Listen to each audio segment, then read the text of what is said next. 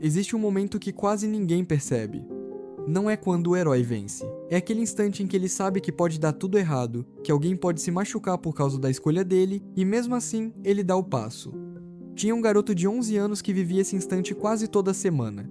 E ninguém nunca perguntou o quanto isso pesava, porque a pergunta que ninguém fez foi essa: o que acontece com uma criança quando a coragem dela se torna a única coisa que segura o mundo em pé? Todo mundo conhece esse medo. Ele não vem com música épica de fundo. Ele vem no silêncio. É o medo de dar errado, de decepcionar, de ser o responsável quando as coisas desabam. E existe uma versão ainda mais cruel dele: o medo de não ser forte o suficiente exatamente quando as pessoas mais precisam de você. Pensa na mãe solo que precisa decidir sozinha se troca de emprego num mês em que o aluguel já está apertado. Pensa no estagiário que percebe um erro grave numa planilha da empresa e não sabe se fala, com medo de ser demitido por isso. Pense em você, na última vez em que teve que escolher entre dizer a verdade incômoda ou manter a paz falsa. A gente aprendeu a chamar isso de covardia. Mas e se estivéssemos errados? E se o que a gente chama de falta de coragem for na verdade a coisa mais humana que existe, e o verdadeiro segredo estiver em outro lugar, num lugar que um desenho de 1999 entendeu antes de qualquer livro de autoajuda? 7 crianças, um acampamento comum e de repente um mundo inteiro que não faz sentido. Se você cresceu nos anos 90 ou 2000, você lembra dessa sensação. Digimon parecia só mais um desenho de monstrinhos. Mas volte a assistir agora, com olhos de adulto. Porque hoje você entende uma coisa que a criança não entendia. O Tai não era o líder porque era o mais forte. Ele era o líder porque foi o primeiro a se mexer quando todo mundo estava paralisado. Repara como isso se repete na vida real, fora da ficção. No trabalho, quase nunca é a pessoa mais qualificada tecnicamente que vira referência no momento de crise. É aquela que, quando todo mundo trava numa reunião tensa, é a primeira a dizer "eu cuido disso", mesmo sem ter certeza do resultado. E é aí que dói, porque quem já precisou ser o forte quando também estava com medo, sabe exatamente o que aquele garoto sentia. O filho mais velho que segura a família depois da perda de um familiar, o amigo que todo mundo procura às 2 horas da manhã, o profissional que precisa decidir sozinho numa emergência. Na psicologia, isso é chamado de parentificação. É quando uma criança assume responsabilidades emocionais, que deveriam ser de um adulto. Tai, sem saber, virou o adulto emocional daquele grupo de crianças perdidas. E muita gente que assiste isso hoje reconhece a própria infância nesse papel. Só que a coragem do Tai tinha um preço escondido, e ele quase pagou caro demais por ele. Tem um momento em Digimon que muita gente esquece, mas que é o coração dessa história. Tai quer forçar a evolução de Agumon para Metal Greymon. Ele empurra. Ele acha que coragem é sinônimo de intensidade. E aí, acontece o desastre. Em vez do herói, surge um monstro descontrolado. A força cega dele machuca justamente quem ele queria proteger. Tai aprendeu que, se ele agir primeiro e agir forte, o medo não alcança ele. Uma criança que sentia que, se parasse por um segundo, tudo desabaria, e a culpa seria dela no instante em que ser corajoso virou ser imprudente. A armadura virou peso. A pressa virou perigo. Porque na cabeça dele, hesitar era o mesmo que falhar, e é exatamente esse o erro que a gente também comete. É a pessoa que aceita todas as tarefas para provar valor e desmorona 3 meses depois, num esgotamento que parecia impossível de prever. É o casal que decide se mudar de cidade juntos numa semana, empurrados pelo medo de deixar passar a chance, e só depois percebe que devia ter conversado com mais calma. Confunde-se estar ocupado com estar no controle. Confunde dizer sim a tudo com ser corajoso. E o resultado, quase sempre, é o mesmo da evolução que Tai queria controlar.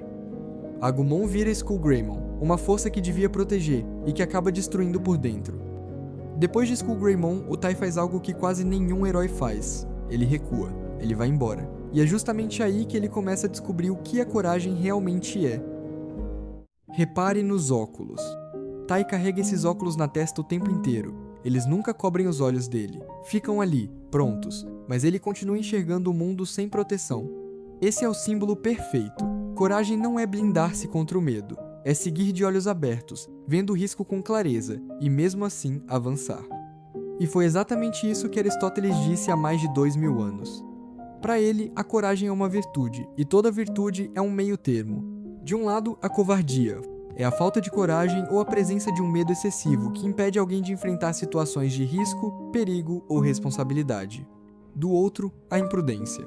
É a ação precipitada. sem cautela ou tomada de decisão sem o cuidado necessário. A coragem verdadeira vive no meio. É agir com medo, mas sem deixar o medo, nem a impulsividade, decidirem por você. Pensa na pessoa que decide terminar um relacionamento que não faz mais sentido. A covardia é ficar calada por anos. A imprudência é terminar no impulso de raiva, sem nunca ter tentado conversar. A coragem é sentar, com as mãos suando, e dizer a verdade com clareza, mesmo sem saber como o outro vai reagir. É a diferença entre não terminar por pânico e terminar sem pensar nas consequências. A sabedoria está em olhar a dor de frente, de olhos abertos, e escolher terminar assim mesmo. Agora, esquece o desenho por um segundo. Pensa na última vez que você adiou algo importante esperando o medo passar. A conversa difícil, a decisão, o pedido de ajuda, o primeiro passo em direção àquilo que você mais quer. A gente vive esperando um dia acordar sentindo coragem, como se ela fosse chegar antes da ação. Mas ela não funciona assim. Autoeficácia, termo criado pelo psicólogo Albert Bandura, é a crença de que você é capaz de realizar algo. E ela não nasce de um discurso motivacional, nem de ler uma frase bonita num post. Ela nasce de ter agido antes, mesmo com medo. Cada pequeno passo constrói a prova de que você aguenta o próximo. Pense em quem tem medo de falar em público. Ninguém vence esse medo assistindo palestras sobre confiança. Vence subindo no palco uma vez, mesmo tremendo, e saindo vivo dali. O Tai não ficou confiante e depois agiu. Ele agiu, errou, se levantou e a confiança veio como consequência. Toda vez que você fez algo com as mãos tremendo e sobreviveu, você estava sendo o Tai. Só que ninguém te deu um brasão brilhando no peito para provar.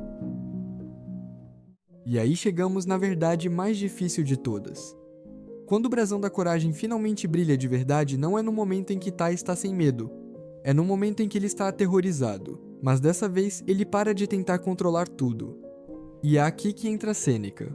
Ele ensinava uma divisão que muda uma vida inteira. Existe o que está sob o seu controle e existe o que não está. O sofrimento nasce quando a gente tenta controlar o incontrolável. Tai passou a série inteira tentando garantir que todos ficassem bem, carregando o incontrolável nas costas. Pense em quantas vezes você fez isso na vida real. Tentou controlar se o filho ia se sair bem na prova, em vez de controlar apenas se você ofereceu apoio suficiente para o estudo. Tentou controlar se o cliente ia fechar o contrato, em vez de controlar apenas se você fez a melhor proposta possível. Tentou controlar se todo mundo numa festa ia gostar de você, em vez de controlar apenas se você foi gentil e verdadeiro. Essa tentativa de controlar o incontrolável é exatamente o que gera ansiedade crônica. Noites sem dormir, um cansaço que nenhuma folga resolve, porque a pessoa está gastando energia numa batalha que nunca poderia vencer. A virada do Tai não é ele ficando mais poderoso. A virada é ele soltando o que nunca foi dele para segurar. Ele não controla se vão vencer, não controla se alguém vai se machucar. Ele controla uma coisa só: dar o próximo passo com responsabilidade, de olhos abertos. Lembra do segundo antes do primeiro passo? Aquele instante do começo do vídeo? O Tai finalmente entendeu que a coragem mora naquele instante, não depois dele. Então talvez a gente tenha entendido a coragem errado esse tempo todo. Ela nunca foi a ausência do medo, nem a certeza de que vai dar certo. Coragem é o que o Tai nos mostrou. Assumir a responsabilidade sem exigir a garantia. Agir sabendo que pode falhar. E continuar mesmo sem se sentir pronto, porque ninguém nunca se sente completamente pronto. Aristóteles chamaria isso de virtude, Sêneca, de sabedoria. Um garoto de 11 anos com óculos na testa chamou simplesmente de dar o primeiro passo. No começo, eu perguntei o que acontece com uma criança quando a coragem dela segura o mundo em pé. A resposta é: ela quebra, se acreditar que precisa segurar tudo sozinha.